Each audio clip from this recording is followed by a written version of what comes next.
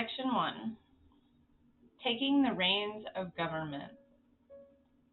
America's bicentennial, which culminated on July 4th, 1976, was a spirited and unifying celebration of our country, its founding, and its ideals. As we approach our nation's 250th anniversary, which will take place during the next presidency, America is now divided between two opposing forces: woke revolutionaries and those who believe in the ideals of the American Revolution. The former believe that America is and always has been systematically racist, and that is not worth celebrating and must be fundamentally transformed, largely through a centralized administrative state. The latter believe in America's history and heroes, its principles and promise, and in everyday Americans and the American way of life. They believe in the Constitution and Republican government. Conservatives, the Americanists, in this battle must fight for the soul of America, which is very much at stake. Just 2 years after the death of the last surviving Constitutional Convention delegate, James Madison, Abraham Lincoln warned that the greatest threat to America would come not from without, but from within. This is evident today, whether it be mask and vaccine mandates, school and business closures, efforts to keep Americans from driving gas cars or using gas stoves, or effort to defund the police, indoctrinate school children, alter beloved books, abridge free speech, undermine the colorblind ideal, or deny the biological reality that there are only two sexes, the left's steady stream of insanity appears to be never ending. The next administration must stand up for American ideals, American families, and American culture, all things in which, thankfully, most Americans still believe. Highlighting this need, former director of the Office of Management and Budget Russ Vought writes in Chapter 2, "The modern conservative president's task is to limit, control, and direct the executive branch on behalf of the American people." At the core of this goal is the work of the White House and the central personnel agencies. Article 2 of the Constitution vests all federal executive power in a president, made accountable to the citizenry through regular elections. Our founders wrote, "The executive power shall be vested in a President of the United States of America." Accordingly, Vought writes, "It is the President's agenda that should matter to the departments and agencies, not their own." Yet the federal bureaucracy has a mind of its own. Federal employees are often ideologically aligned, not with the majority of the American people, but with one another, posing a profound problem for Republican government, a government of, by, and for the people. As Donald Devine, Dennis Kirk, and Paul Dans write in Chapter 3, an autonomous bureaucracy has neither independent constitutional status nor separate moral legitimacy. Byzantine personnel rules provide the bureaucrats with their chief means of self-protection. What's more, knowledge of such rules is used to thwart the president's appointees and agenda. As Devine, Kirk, and Dans write, managing the immense bureaucracy of the federal government is impossible without an understanding of the key central personnel agencies and their governing laws and regulations.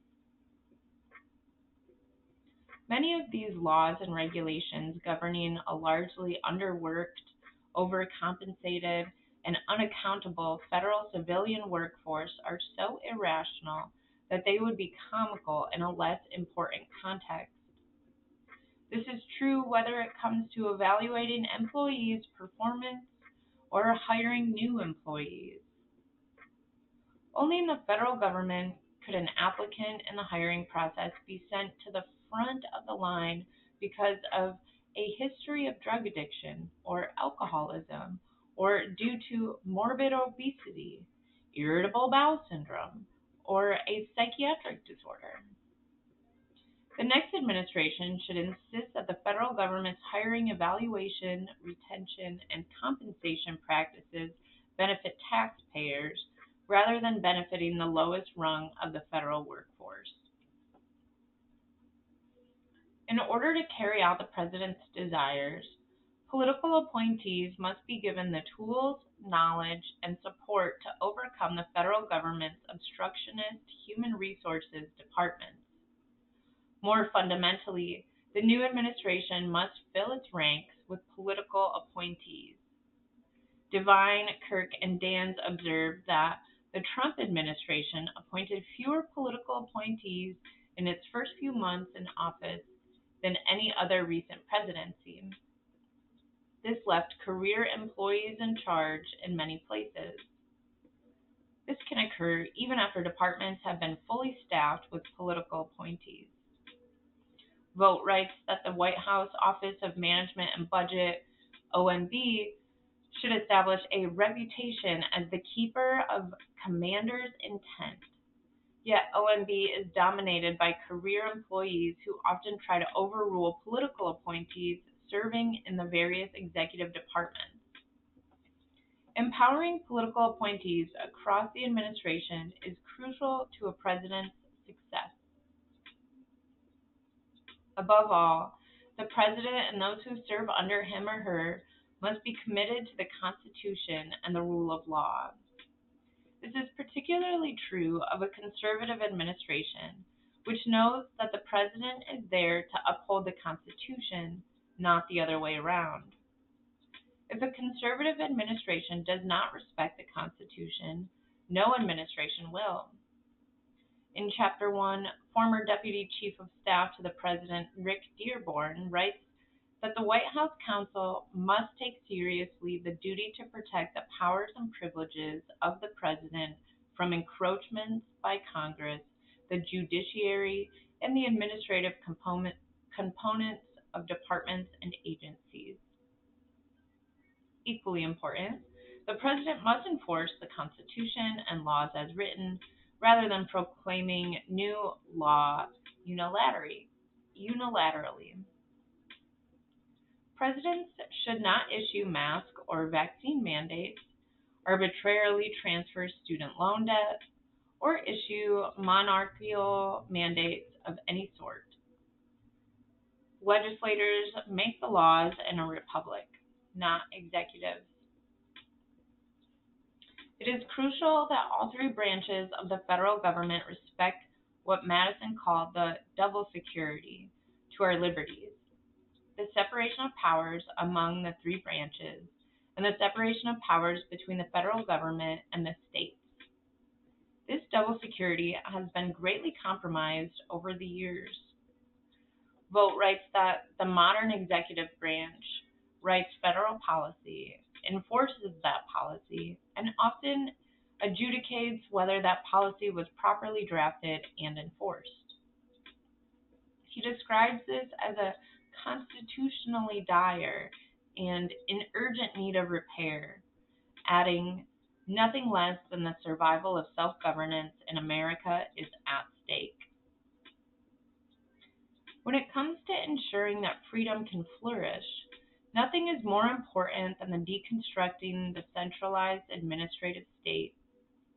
Political appointees who are answerable to the president and have decision-making authority in the executive branch are key to this essential task.